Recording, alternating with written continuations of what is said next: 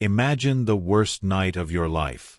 The phone rings, and on the other end is a voice so choked with terror, you can barely understand the words. That's what a 911 dispatcher in the quiet town of Crestview, Colorado heard at 11:04 p.m. on a Tuesday. The voice on the line was young, male, and it was shattered. 911, what is your emergency? They're dead. Oh God, please, you have to send someone. My girlfriend's parents. There's blood everywhere. That was Jake Miller, 18 years old. Star athlete. All-American boy. And on this night, his world was ending. He was hysterical, gasping for air between sobs. He told the dispatcher he'd come over to see his girlfriend, Chloe. He found the front door unlocked, and then, he found them. David and Sarah Holloway. Chloe's picture-perfect parents. He said he saw a shadow, a figure running out the back, and then he found Chloe crouched in a corner, clutching her mother's hand, covered in blood, and completely unresponsive. She was in a state of pure, catatonic shock. He said it looked like a robbery. A violent, brutal break-in. Now, picture the police cars, their lights painting the manicured lawns of Crestview in flashes of electric blue and red. The neighbors, peeking through their blinds, seeing the unthinkable happen on their perfect, quiet street. When the first officers rushed into the Holloway home, the scene was exactly as Jake had described. But it was also wrong. It was too quiet. The kind of silence that feels heavy, like a blanket smothering all the sound. And in the middle of the living room, an elegant vase was overturned, shattered on the floor. A window by the back door was broken. But here's the first thing that didn't sit right, the glass. It was all on the outside, on the neatly trimmed bushes. As if the window had been broken from the inside. And then there was Jake. He was a mess, sure. His clothes were disheveled, his face pale. There was a cut on his arm, and he had smears of blood on his hands and shirt. He gave his statement to the officers, his voice shaking but clear. He was the traumatized boyfriend, the sole witness, the hero who found his love in her darkest moment. He was one of their own, the police sergeant's son. They trusted him. They believed him. And in the ambulance, as they gently pried Chloe's blood-stained fingers from her mother's cold hand, she didn't make a sound. She just stared into nothing. The perfect, beautiful daughter, broken by a senseless tragedy. It was a story that made a terrible, heartbreaking kind of sense. But sometimes, the story that makes the most sense on the surface is the one hiding the darkest lies underneath. To understand how that night could ever happen, you have to understand what life was like before. In Crestview, Chloe Holloway and Jake Miller weren't just a couple. They were a fairy tale. You've seen kids like them. Everybody has. She was the pianist, with this quiet grace that made her seem older than 17. He was the linebacker, strong and silent, with a smile that could light up a room. Homecoming king and queen. Prom dates. Their parents were neighbors and friends. From the outside, it was perfect. Absolutely perfect. But let's go behind the front doors, just for a minute. Let's go into Chloe's house. It was so quiet. Not a peaceful quiet, but a heavy one. Like a museum after hours. Every surface was polished. Every book on the shelf was arranged by color. And in the living room sat the grand piano. For Chloe, that piano wasn't an instrument, it was her cage.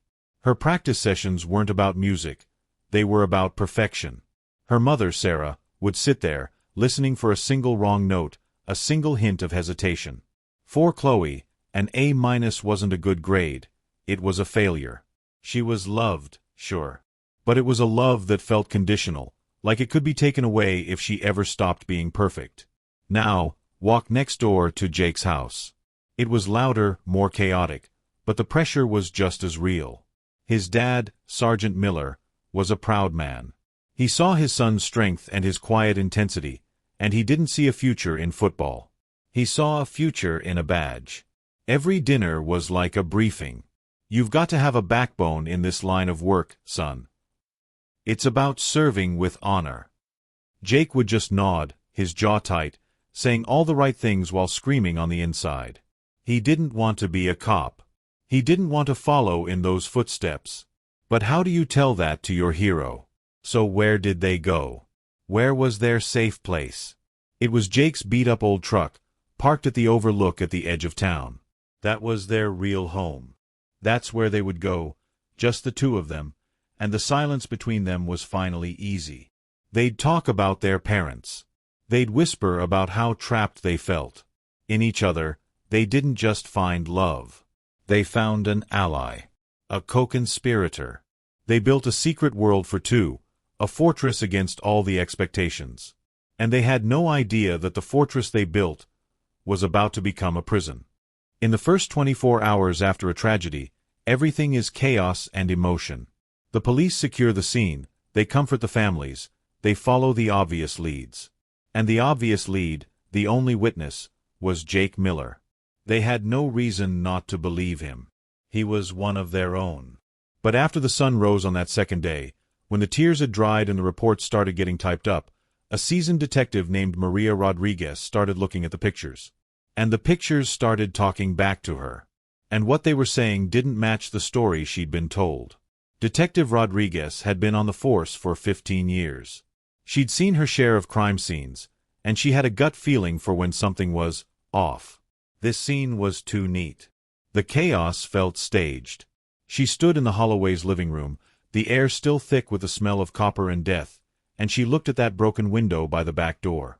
It was the main piece of evidence supporting Jake's story of a fleeing intruder. But she crouched down, looking at the shards of glass glittering on the hydrangea bushes outside. All of it was outside. If someone had broken in from the outside, the glass would have sprayed into the kitchen. This was broken from the inside. Someone wanted it to look like a break-in. Then, she walked through the rest of the house. Jake had said it was a robbery, right? A violent, frantic theft. So she looked for what was missing. The living room had a large, flat-screen TV, right there on the wall. Untouched. David Holloway's expensive watch was still on his nightstand. She opened Sarah Holloway's jewelry box on her dresser. It was a mess of necklaces and rings, but right on top, sitting there plain as day, was a diamond tennis bracelet that had to be worth thousands of dollars. A thief in a panic might grab the whole box, but a thief who had just committed a double murder? They wouldn't leave something that valuable behind. It didn't make sense. But the most chilling piece of evidence, the one that really made the hair on the back of her neck stand up, was the blood. The preliminary report from the forensics team came in. There was a lot of blood, as you'd expect. But the pattern, it told a story. There was a specific blood spatter on the wall near where David Holloway's body was found. It was a high-velocity pattern, the kind you get from a weapon striking with a lot of force. And according to Jake's statement, he'd struggled with the intruder right in that spot. He'd gotten a cut on his arm during that struggle. But the spatter pattern was all wrong. The angle of the droplets suggested the person wielding the weapon was standing in a specific position. A position that, when they mapped it out, matched exactly where Jake said he was standing when he was supposedly being attacked. It was as if the blood was trying to point a finger, silently accusing the person who had called for help. Detective Rodriguez leaned back in her chair, the file spread out in front of her.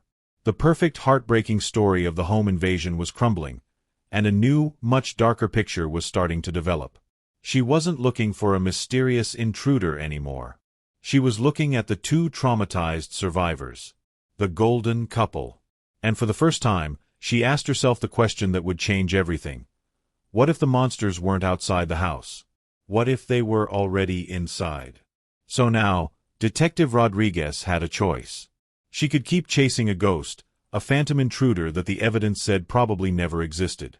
Or, she could do the unthinkable. She could bring in the two grieving, traumatized teenagers for a formal interview. Not as witnesses, but as potential suspects. It's a detective's worst nightmare, questioning kids you've known since they were in elementary school. But the evidence was pointing her there, like a signpost on a dark road. She decided to talk to them separately. She had Jake brought into interview room A, and Chloe into room B. They were both pale, shell-shocked. Chloe was still wrapped in a blanket from the hospital, looking smaller than ever. Jake was trying to act tough, but his hands wouldn't stop shaking. Rodriguez started with Jake. She was gentle at first. She said, "Jake, we're finding some things that don't add up. The broken window. The stuff that wasn't stolen. Help me understand." Jake stuck to his story, but his voice was getting higher, tighter. He was tripping over small details he'd gotten right the first time. Then, she went to Chloe's room. Chloe just stared at the table.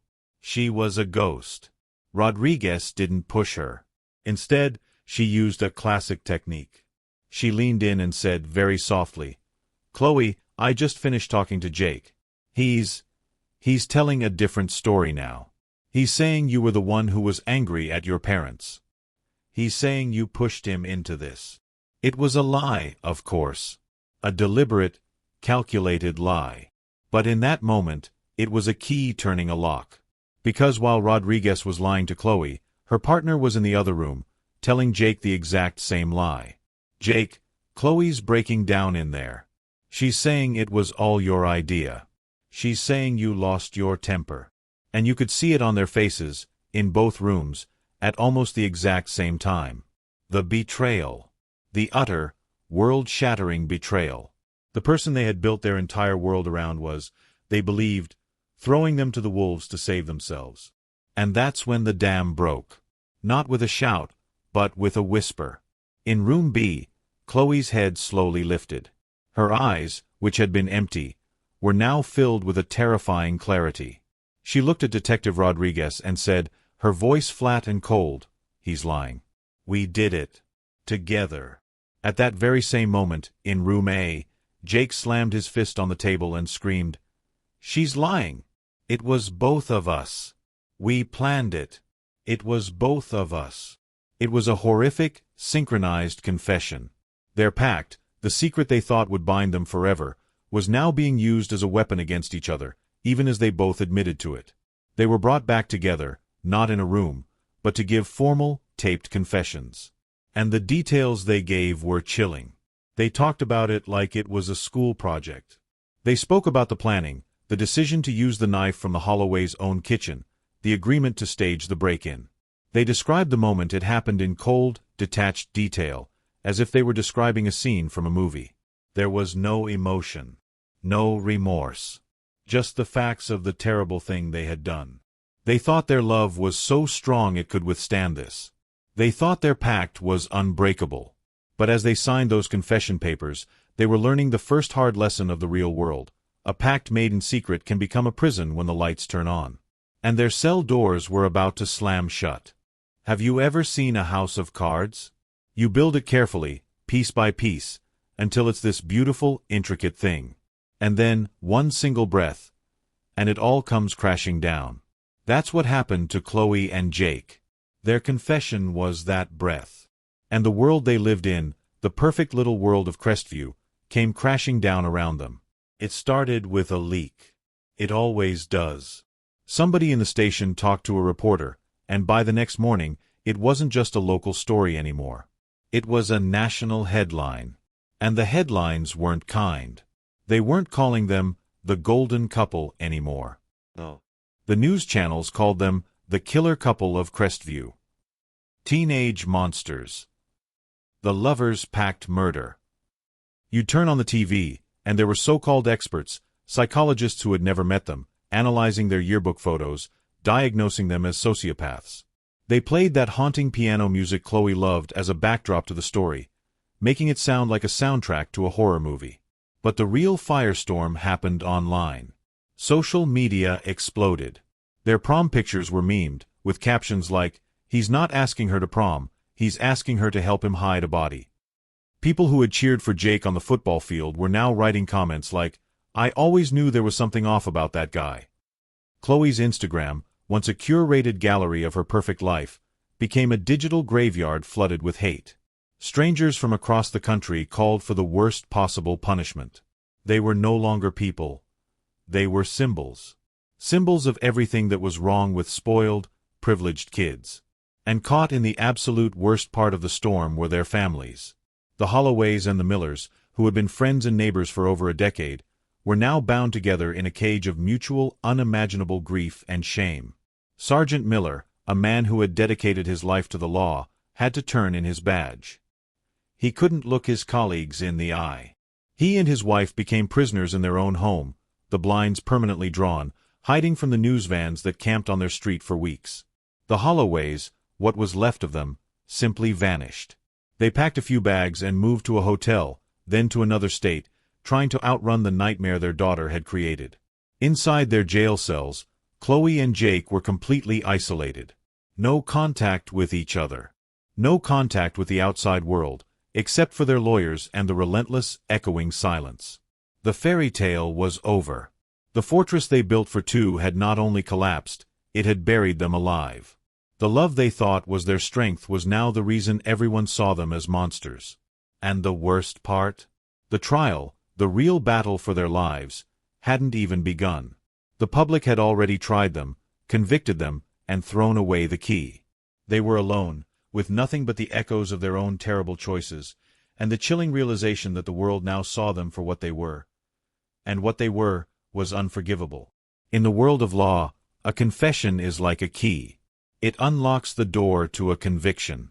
But for a defense attorney, it's a nightmare. It's a locked door with the key thrown away. Jake and Chloe had both confessed. On tape. In detail. For most public defenders, a case like this is about damage control. Trying to negotiate a life sentence instead of the death penalty. But Jake's lawyer, a man named Ben Carter, wasn't most public defenders. He was young, ambitious, and he saw a puzzle where everyone else saw a disaster. And he believed he found one tiny, fragile thread he could pull. He came to see Jake in the sterile, cold visiting room. Jake looked smaller in his orange jumpsuit. The football star was gone, replaced by a scared kid. Ben didn't sugarcoat it. He put the confession transcript on the table between them and said, This is a life sentence. Probably 2. Back to back.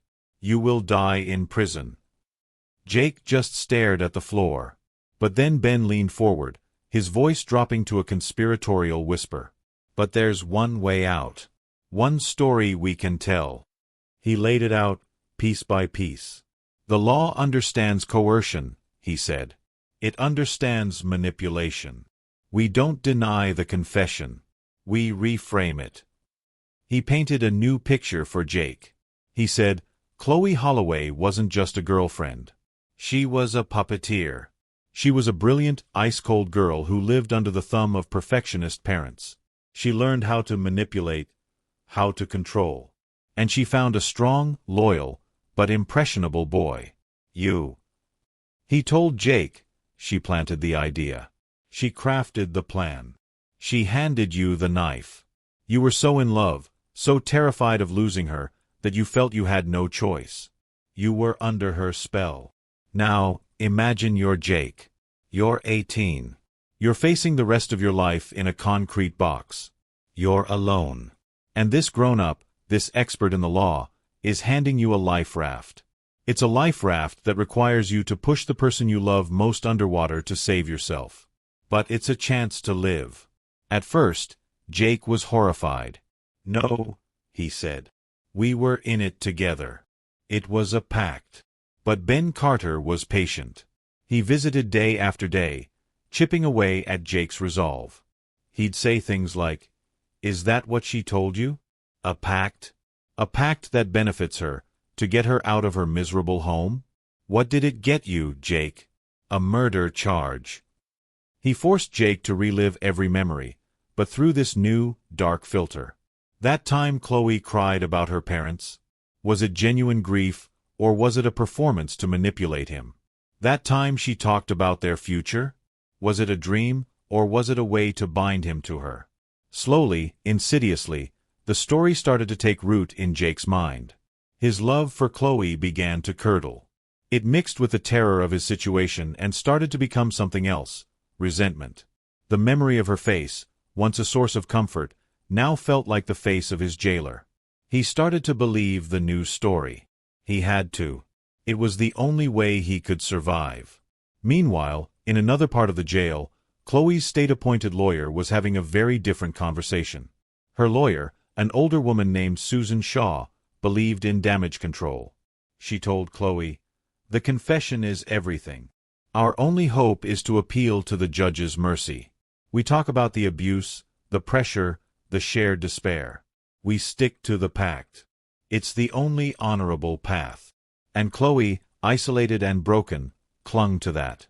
She held onto the pact like a sacred vow. In her cell, she would whisper to herself, "We're in this together. Jake and me against the world." She had no idea that in a room just a few hundred feet away, the boy she loved was being taught how to betray her. The first fracture in their perfect pact wasn't a loud crack. It was a silent, spreading stain in Jake's heart, as he decided that his life was more important than their love. The stage was now set for a courtroom battle that would be more brutal than the murder itself. The first day of a murder trial is like the first move in a high-stakes chess game. Everyone is tense. The air in the courtroom is so thick you could cut it with a knife. The jury files in, ordinary people about to hear an extraordinary, horrible story. Chloe and Jake are brought in separately, wearing clothes that don't look like theirs. They don't look at each other. It's like they're in two different worlds, even though they're only 20 feet apart. The prosecutor, a serious man named Mr. Evans, stands up first. He walks slowly to the jury box and just looks at them for a moment. He knows he has a strong case. He has the confessions. He has the evidence. His job is simple: paint a picture of two cold, calculating killers. And he does. He describes David and Sarah Holloway as loving parents, brutally murdered in their own home. He talks about the staged crime scene, calling it a shallow, pathetic attempt to fool the police. He holds up the knife from the kitchen. He plays a part of Jake's 911 call, his voice screaming, "They're dead!" And then he tells the jury, "That, ladies and gentlemen, is not grief. That is an act." A performance by a young man who thought he was smarter than everyone in this room.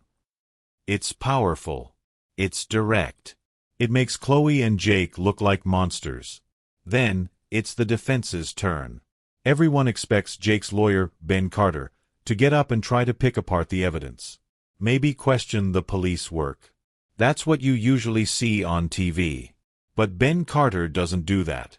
He walks up to the jury, calm, confident. He doesn't even look at the prosecutor.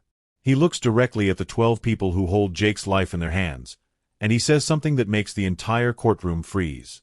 "Ladies and gentlemen of the jury," he begins, his voice quiet but clear. "Everything the prosecutor just told you is true. A horrible, brutal double murder did take place. The crime scene was staged. The 911 call was a lie." He pauses, letting the confusion sink in. The jury looks baffled. Why is his own lawyer admitting this? And then, he delivers the bombshell. But the story of why it happened. The story of who is truly responsible. The prosecutor has it completely wrong. He turns and raises his hand, not pointing, but slowly, deliberately. He aims his entire body toward the other defense table. Toward Chloe. "The evidence will show," he says, his voice growing stronger, "that my client Jacob Miller is guilty of one thing: of being a victim.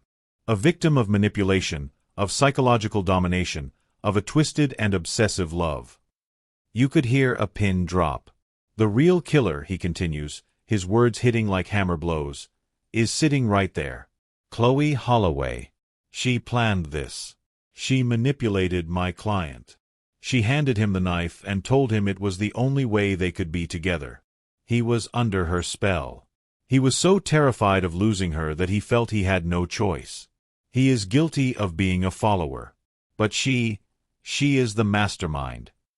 The courtroom erupts. There are gasps. Reporters scramble to type.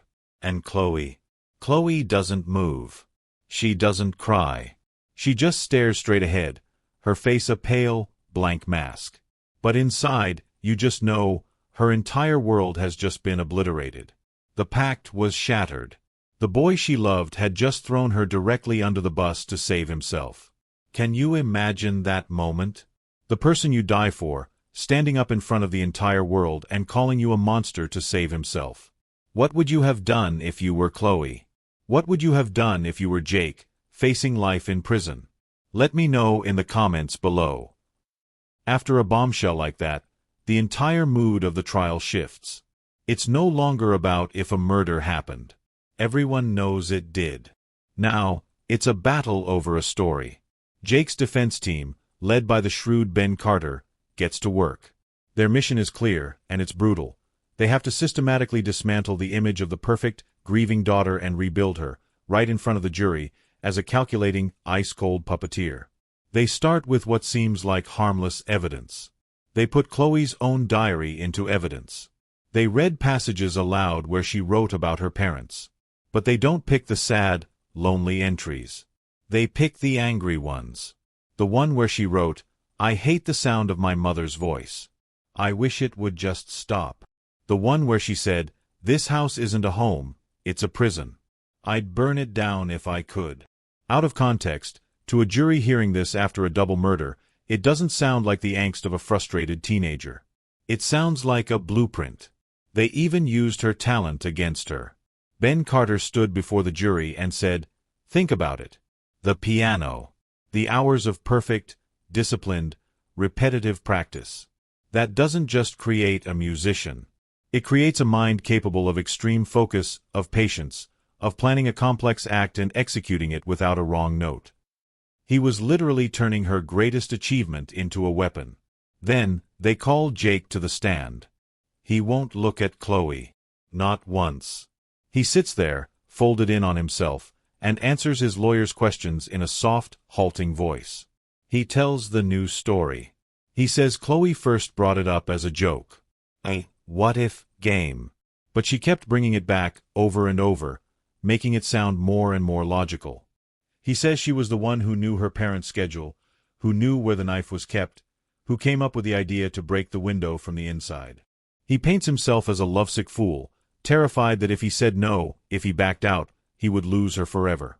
He said, his voice breaking, "I didn't know how to say no to her. It was like she had this power over me." And the entire time, Chloe has to sit there and listen to this.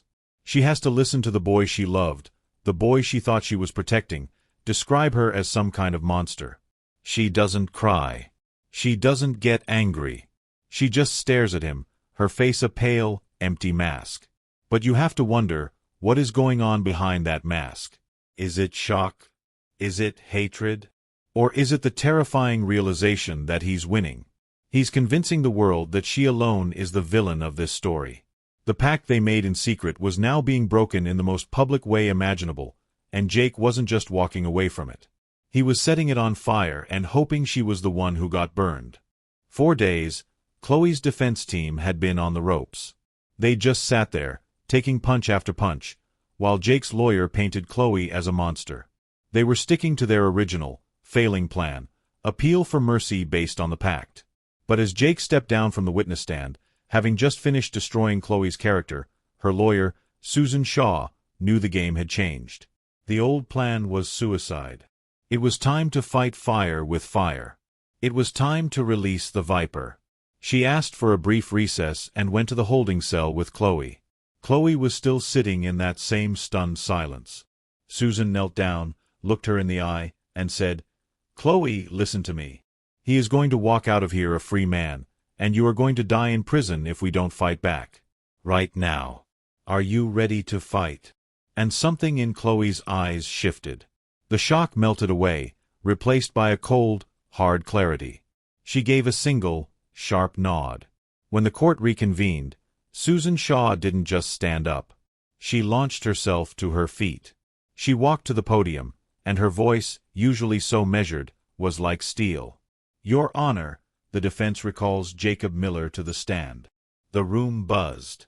Jake, who thought he was done, was forced back into the witness box. He looked nervous now. Susan didn't give him a moment to settle. "Mr. Miller," she began, her voice dripping with contempt, "you claim my client, a 120-pound pianist, manipulated you? A 190-pound linebacker trained in combat sports? You expect this jury to believe you were too weak to say no to a girl, but strong enough to wield a knife with the force forensics described." She moved closer, her eyes locked on his. "You talked about her power over you. Let's talk about your power. You knew police procedure from your father, didn't you? You knew how to stage a scene. You knew how to act traumatized for the 911 operator. That wasn't Chloe knowledge, was it? That was yours. With every question, Jake shrunk. His confidence evaporated. He stammered. He looked to his lawyer for help that didn't come. Susan saved the worst for last. The truth, Jacob, is that you're not a frightened boy. You're a calculated killer who now sees a chance to get away with murder by blaming the only other person in the room. You're not the puppet. You're the one who cut the strings. In 5 minutes, she had turned the entire case upside down. The mastermind was now the victim. The victim was now the monster. The jury didn't know who to believe anymore. And the only thing that was perfectly clear was that the love Chloe and Jake once shared was now a weapon, and they wouldn't stop using it until one of them was destroyed. After Susan Shaw's counterattack, the trial stopped being a search for truth. It became a war. A savage, no-holds-barred battle where the only goal was to destroy the other person. The pristine courtroom became a theater of blood, and Chloe and Jake were the main actors, forced to tear each other apart for a chance at survival. It started with the texts. The prosecution presented sweet, loving messages they'd exchanged. Then Jake's lawyer would stand up and read them back in a cold, sinister voice. "You're my everything, I'd be lost without you," he read aloud. Then he'd look at the jury and say, "Sounds romantic, doesn't it?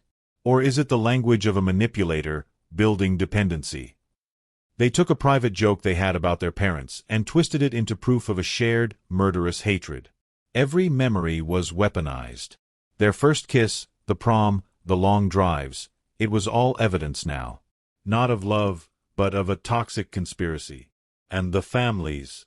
God, the families. The Holloways and the Millers had to sit there, day after day, and listen to this. They heard their own children being dissected as monsters. They heard the most intimate private details of their family lives. The arguments, the pressures, the secrets, laid bare for the whole world to see. Sarah Holloway's sister had to leave the courtroom sobbing one day, because the defense was arguing that her perfectionism was what created a monster in Chloe.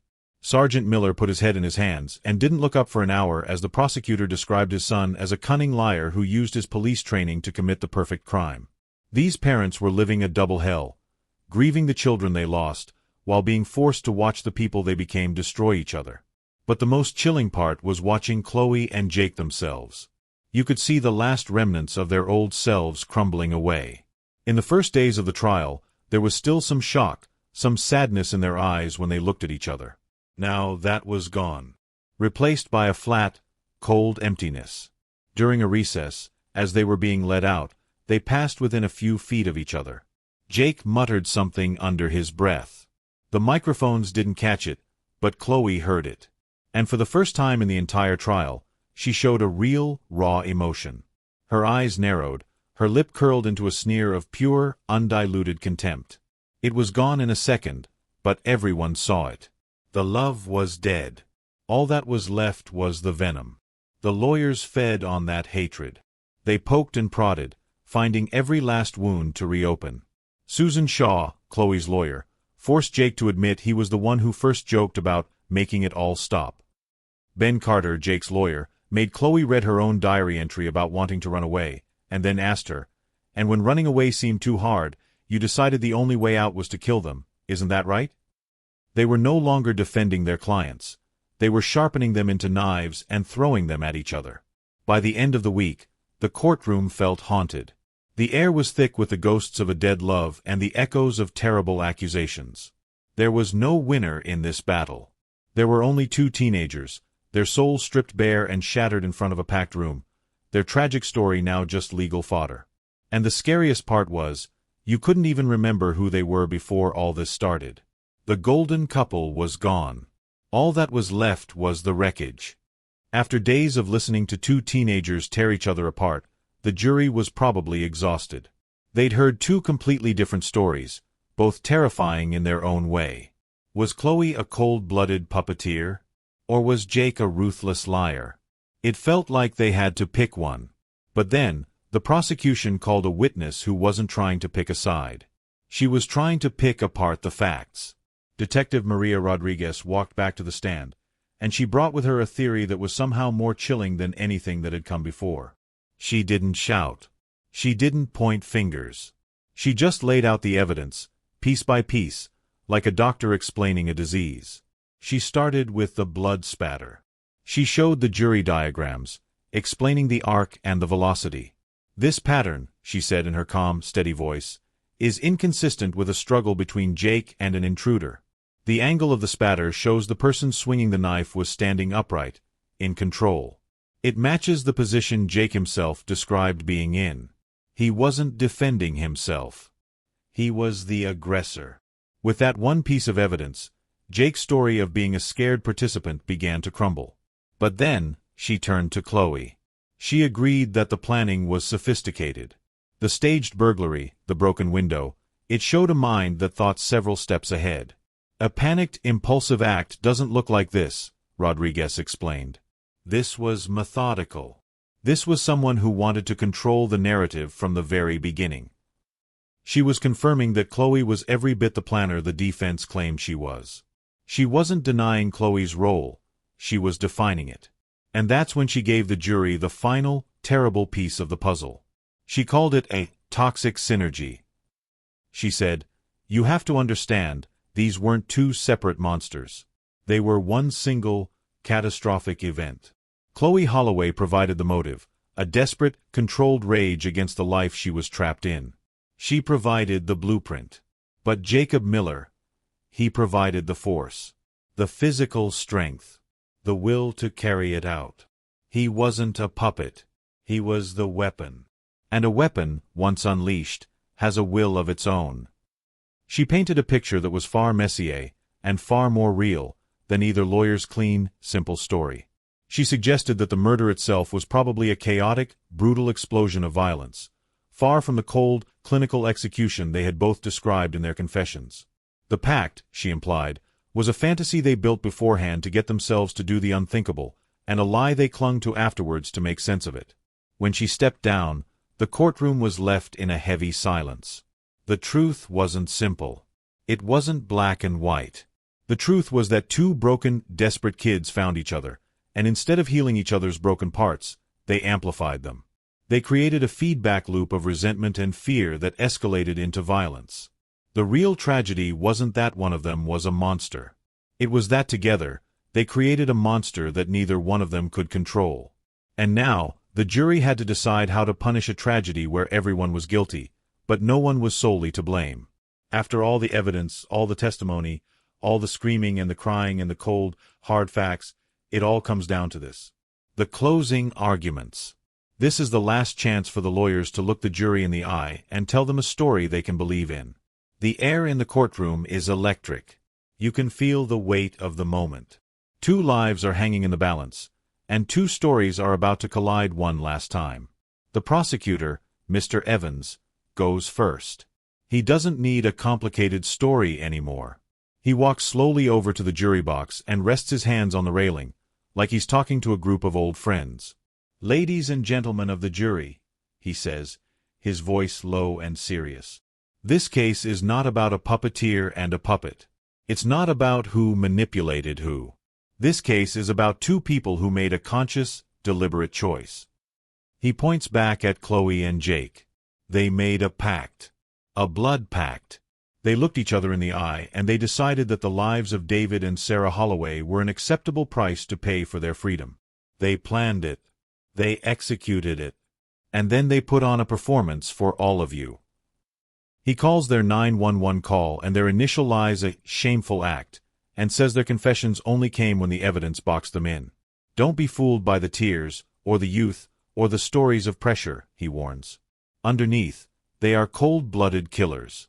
They wore the perfect masks of the all-American teenagers, and behind those masks, they were monsters. Hold them accountable. Then, it's the defense's turn. But which defense? They go in order. Jake's lawyer, Ben Carter, stands up. He walks to the same spot, but he tells a completely different story. "Monsters," he says, almost laughing in disbelief. "Look at him." He gestures to Jake, who looks young and scared. "He's a boy. A boy who fell in love with the wrong girl. A girl who lived in a gilded cage and saw him as her way out. She crafted a nightmare and invited him into it. He is guilty of being naive. He is guilty of being weak. But he is not guilty of murder in the first degree. He was a passenger in a car that was driven off a cliff, and he's been trying to grab the wheel ever since. Don't condemn the passenger for the driver's crime. 2 stories. One of a shared nightmare. One of a master manipulator. The jury looks from one lawyer to the other, their faces unreadable. They have an impossible choice to make. Who do you believe when both stories are soaked in blood? There are moments in life that seem to last forever. The breath you take before a car crash. The second of silence after you say, "I love you," and wait for a response. For Chloe and Jake, and for everyone in that courtroom, the wait for the verdict was one of those moments. It stretched on for days. 2 days of agonizing silence, of jumping every time a phone rang, of trying to read the faces of the bailiffs for any hint of news. The families sat in separate corners of the courthouse cafeteria, unable to eat, unable to speak, just waiting for the axe to fall. And then, on the afternoon of the 3rd day, the word came. The jury had reached a verdict. The call went out to the lawyers. The reporters were summoned. Chloe and Jake were brought in from their cells, their faces pale and waxy under the harsh fluorescent lights. They looked like they hadn't slept in a week. They didn't look at each other. There was nothing left to say. The courtroom was packed, but it was so quiet you could hear the hum of the lights, the rustle of the court reporter's sleeve as she positioned her hands. The jury filed in. Their faces were grim, exhausted. They looked at no one. Not at the defendants. Not at the families.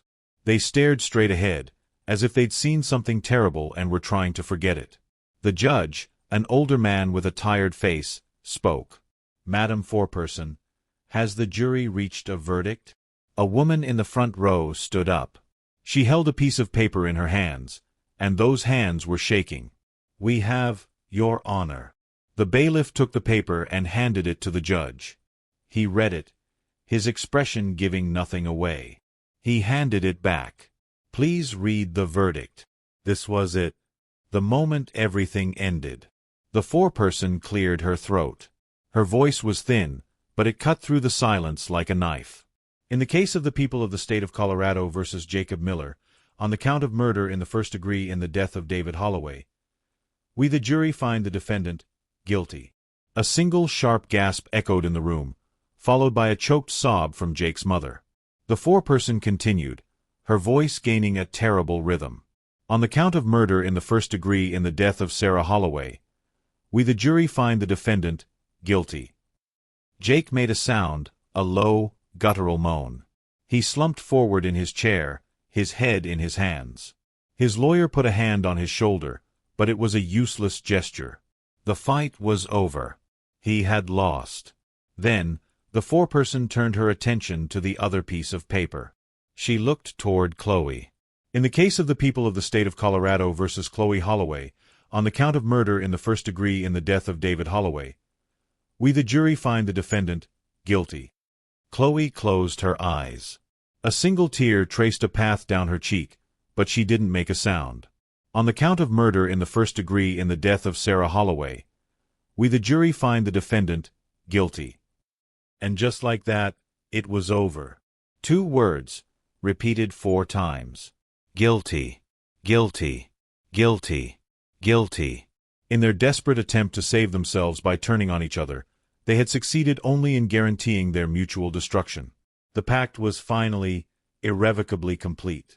They had entered this together, and they would leave it together, not as lovers, but as convicts. The gavel fell with a sound like a tombstone slamming shut. The golden couple was gone. All that remained were 2 murderers, and the hollow, aching silence left in the wake of the truth. After the verdict, there's one last formality before the prison doors slam shut for good. The sentencing hearing. It's usually a quiet affair, a final stamp on a terrible process. But this one was different. The judge gave Chloe and Jake one final chance to speak. A chance to show remorse, to offer some explanation, to give the families a shred of closure. What they said instead, well, it showed everyone exactly what was left of the love that started this whole tragedy. Jake went first. He stood up, his hands cuffed in front of him. And the scared boy from the trial was gone. In his place was someone filled with a cold, hard anger. He didn't look at the judge. He didn't look at his own parents.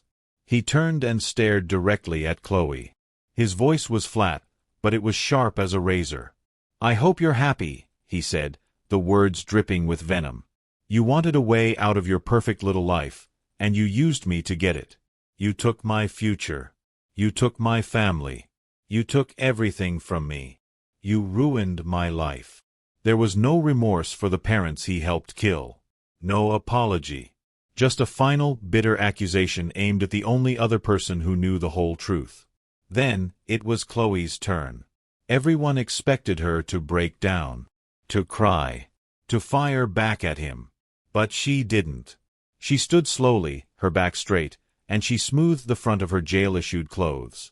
She looked at Jake, and for the first time since the trial began, she held his gaze without flinching.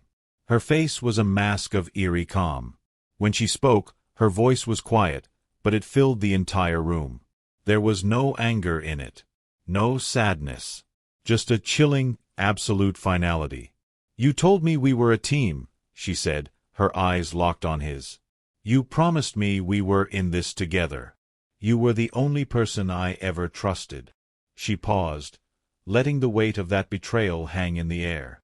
"You wanted your freedom, Jake? Well, you got it. You're free from your father. You're free from Crestview. You're free from me. I hope it was worth it. Because you're just as trapped as I am." And with those last, devastating words, she sat down. She had given him the one thing he never expected, not a fight, but a mirror. She showed him that his betrayal had bought him nothing. They were both going to the same hell. The judge sentenced them both to life in prison without the possibility of parole. But in a way, their life sentences had already begun the moment they turned on each other. The final words had been spoken. The story was over. All that was left was the long, silent aftermath. If this story of a love that turned into a weapon left you with a hollow feeling, then you need to subscribe.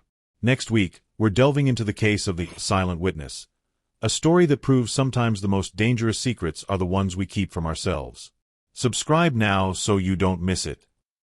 After the cameras leave and the courtroom empties, a story like this doesn't just end. It sinks into the ground.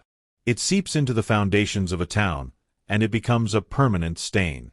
Crestview, Colorado, would never be the same. The perfect, quiet street where it all happened now had a ghost, and that ghost was the memory of the golden couple. The Holloway house was the first and most obvious casualty. A "for sale" sign went up, but it might as well have said, "cursed." It stood there for months, the grass growing wild, the windows growing dark. Eventually, the bank took it back. Kids on bikes would dare each other to touch the front door, pedaling away in a panic if they heard a creak from inside. The house wasn't just empty. It was a warning. A monument to the terrible things that can happen behind the prettiest doors. The families, what was left of them, simply vanished. The Holloways sold everything and moved to another state, trying to outrun the notoriety. They changed their names. They became ghosts, too, forever haunted by the daughter who murdered them in their sleep, both literally and figuratively.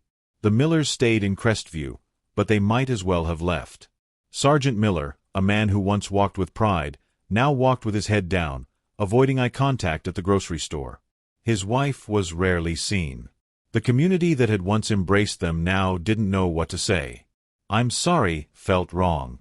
Silence felt worse. And the town itself, it lost its innocence. The high school took down the prom photo of Chloe and Jake from the display case. The football team had a losing season, and people whispered that it was because the shadow of their star linebacker still hung over the field. That overlook at the edge of town, the one that was once the spot for couples to park and dream about their future, it was mostly empty now. It was no longer a place of romance. It was a place where a murder was planned. Life went on, of course. It always does. New families moved in. New kids became homecoming king and queen. But the story became a part of the town's DNA, a dark secret whispered at sleepovers and mentioned in hushed tones at town hall meetings. It was a reminder that the pressure to be perfect, to live up to the dream, could fester in the most unexpected places. The echoes of what Chloe and Jake did, and how they turned on each other, reverberated through every perfectly manicured lawn, every silent dinner table. The tragedy wasn't just the 4 lives that were ended or imprisoned that day. It was the death of a town's belief that it was safe from the darkness. And that was an echo that would never, ever fade away. In the end, what are we left with? 2 lives, gone. 2 more, locked away forever. 2 families, shattered. A town, forever scarred. All of it, traced back to one thing, a love story. But not the kind you read about in books. This was a love that didn't build anyone up. It didn't inspire or save. This was a love that fed on darkness. A love that consumed. Think about Chloe and Jake now. They are in separate prisons, in separate parts of the state. They will eat, sleep, and breathe in tiny concrete cells for the next 50-60 years. They will grow old there. They will become strangers to the outside world, and eventually even to themselves. Do they ever think about each other? Do they lie on their thin cots at night and remember the feel of the steering wheel in Jake's truck, or the sound of the wind at the overlook? Or have those memories been completely poisoned, replaced only by the image of the other pointing a finger in that courtroom? Their love was the fuel, but the fire it started ended up burning them both to ashes. They thought they were building a future together, but all they built was a life sentence. And that's the question that haunts me, and probably haunts you, too. The big, unanswerable question. When they turned on each other in that courtroom, was it pure, selfish hatred? Was it the final, ugly act of 2 people who realized their love was a lie? Or was it something else? Was it, in some twisted, terrible way, the last, broken piece of their pact? Each of them, in their own desperate, flawed way, trying to be the one who took the fall? Trying to be the hero in their own tragedy by making themselves look like the bigger monster, hoping it might somehow save the other? We will never know. They will never tell. And maybe, after all this time, even they don't know the real answer. The story of the golden couple of Crestview isn't a whodunit. We know who did it. It's a story about the monsters that can grow in the most perfect-looking gardens. It's a warning about the pressure we put on kids, and the secret worlds they build to escape it. It's a chilling reminder that the person who whispers, "I'd do anything for you," might one day hand you a knife. Their love was supposed to be their shelter from the storm. Instead, it became the storm that destroyed everything in its path. And long after the prison doors closed, the only thing left was the silence, and the haunting lesson that some loves don't save you. They simply consume you, until there's nothing left but the echo.